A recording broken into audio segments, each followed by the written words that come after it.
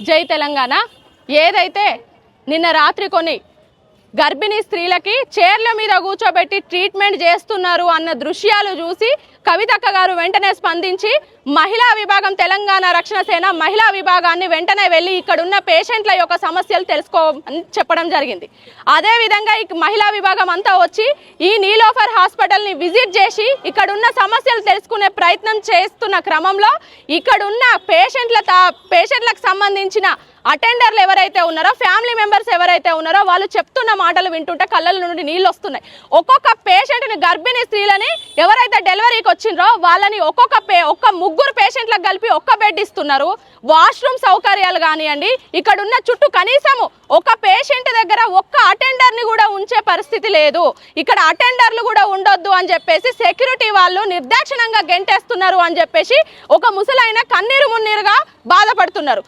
మా బిడ్డ బాధ మాకు కదమ్మా తెలిసేది. డాక్టర్లు వచ్చినప్పుడు మా బిడ్డ బాధ మేము చెప్పుకుంటాం, మమ్మల్ని పంపించండి అంటే మమ్మల్ని అలో చేస్తలేరు అన్న పరిస్థితి. ఇక్కడ మేము ఏదైతే మహిళలం ఏదైతే ఉన్నామో వెళ్ళి కనీసము చూద్దాము, అక్కడున్న పరిస్థితి తెలుసుకుందాము అని అంటే అక్కడున్న సెక్యూరిటీ, ఐడి కార్డు కూడా లేని సెక్యూరిటీ మా మహిళల మీద కూడా దౌర్జన్యంగా గెంటేస్తూ మా కెమెరాని కూడా మా ఏదైతే మాది మైక్ ఉందో దాన్ని కూడా డ్యామేజ్ చేసి దౌర్జన్యం చేసి వెళ్ళొద్దు అంటున్నారు. నిజంగా కూడా ప్రభుత్వము, నీలోఫర్ హాస్పిటల్ సిబ్బంది వాళ్ళు అన్ని సౌకర్యాలు ఇక్కడున్న పేషెంట్లకు మీరు కనుక కల్పిస్తూ ఉంటే ఎందుకు మీరు భయపడుతున్నారు? మహిళలమే కదా, మేము వెళ్ళి విజిట్ చేసి అక్కడున్న సమస్యలు, అక్కడున్న ఫెసిలిటీ సౌకర్యాలను చూస్తామంటే మమ్మల్ని ఎందుకు అడ్డుకుంటున్నారు? మేము ఈరోజు తెలంగాణ రక్షణ సేన తరపున, కవితక్క గారి తరపున ఒకటే డిమాండ్ చేస్తున్నాము. మహిళా మంత్రులు ఎవరైతే ఉన్నారో ప్రభుత్వం వెంటనే స్పందించి ఇక్కడ ఎలాంటి ఫెసిలిటీస్ 15 రోజుల కిందట డెలివరీ అయిన మౌనిక అనే పేషెంట్, మోతీనగర్ నుండి వచ్చిన పేషెంట్ ఈరోజు 15 రోజుల తర్వాత తన కుట్లు ఊడిపోయినాయని చెప్పేసి మళ్ళీ వచ్చింది. అంటే ఎంత నిర్లక్ష్యం! స్కానింగ్ చేయించాల్సిన పేషెంట్ని నడిపించుకుంటూ తీసుకెళ్తున్నారని ఒక అటెండర్ చెప్తున్నారు. అంటే ఆపరేషన్ అయిన పేషెంట్ని నడిపించుకుంటూ తీసుకెళ్తున్నారని ఒక అటెండర్ చెప్తున్నారు.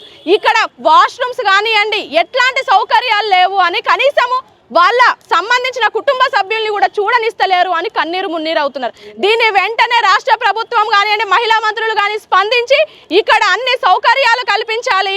ఇది లేదంటే తెలంగాణ రక్షణ సేన రానున్న రోజుల్లో ఇక్కడ పెద్ద ఎత్తున ఉద్యమం కానివ్వండి, ధర్నా కానీ చేసి మీ మెడలు వంచి ఇక్కడ సౌకర్యాలు తెప్పిస్తామని తెలియజేస్తున్నాము. జై తెలంగాణ, జై కవితమ్మ.